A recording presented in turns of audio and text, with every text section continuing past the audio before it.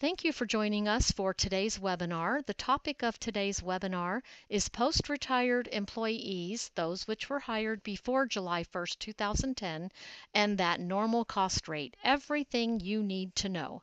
I'm Beverly Snyder. I'm the Account Services Manager here at URS, and behind the scenes helping us out today, we have Dan Fonsbeck.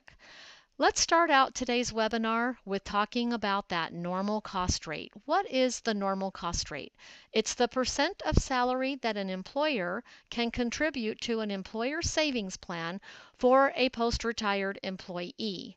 Employer-paid contributions cannot exceed the normal cost rate, with one exception if you are a Social Security exempt employer. If you're a Social Security exempt employer, then you can contribute your Social Security amount on top of the normal cost rate.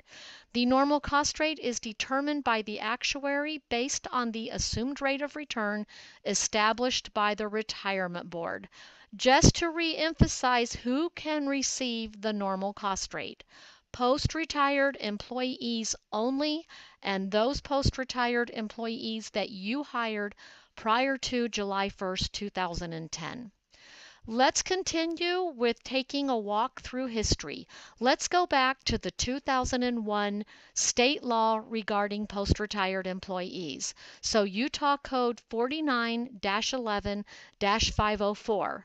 If you were employed in your position back in 2001, you will remember that employers were required to pay the defined benefit contribution rate into a defined contribution plan, or a 401k, administered by the board, and that was if the employer participated in a 401k plan with our office. If you did not participate in a 401k plan or a defined contribution plan with URS, you, the employer, could contribute those contributions to a different plan, even if that plan were outside our office.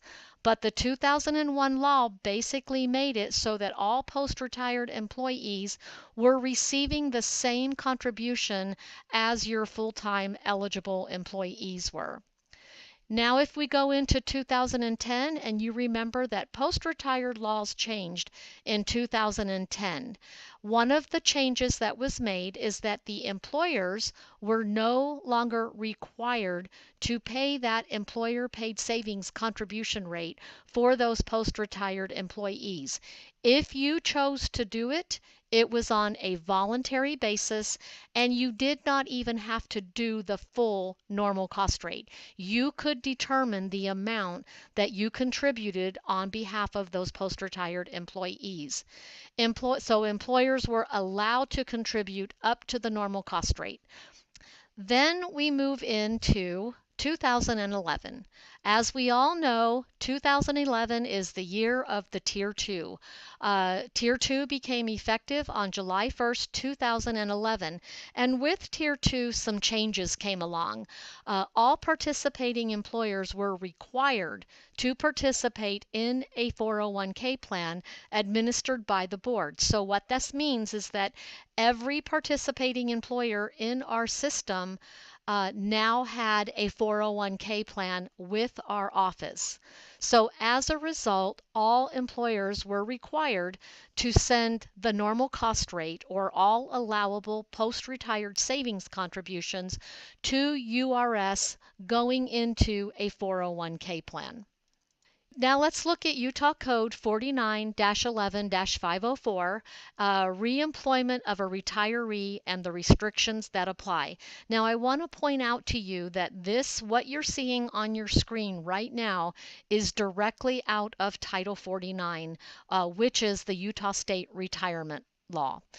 And it states that the contributions, and we're referencing those normal cost rate contributions, they are not required, but if paid, shall be paid to a retiree designated, number one, qualified defined contribution plan administered by the board, if the participating employer participates in a qualified defined contribution plan administered by the board. So on this slide, I want to point out a couple of things. Number one, a qualified plan is a 401k plan. A non-qualified plan is a 457 plan.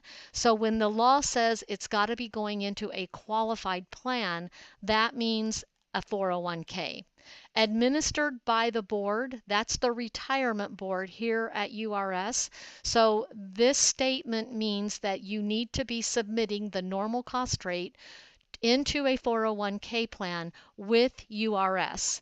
Now, something I want to point out, if you have employees that work for you that are contributing their own money into a 457 account, that does not have to change. The only money that's required to go into the 401k plan with URS is employer paid money. So in 2017, we've got some changes coming your way. In round two of all of the compliance audits, we've been looking at the normal cost rate when we come in to do your compliance reviews in order to see where you're contributing that money. If that money has not been coming into URS in a 401k plan, we've been documenting that in your compliance review reports, letting you know that we need to make that change. A lot of you have made the changes, and so for those of you who have not made the changes, now's the time that you need to start preparing to do so, because effective January the 1st, 2018, so at the end of the 2017 tax year, employer paid savings contributions must be submitted to URS into a 401k account. If that post-retired employee does not have a 401k account set up with us here at URS, the employee will be contacted by our defined contribution plan once that money comes in to get everything in place. So what can you, the employer, expect after December 31st, 2017? Your contributions for that post-retired employee into a 457 account will produce a fatal error for your employer support technician.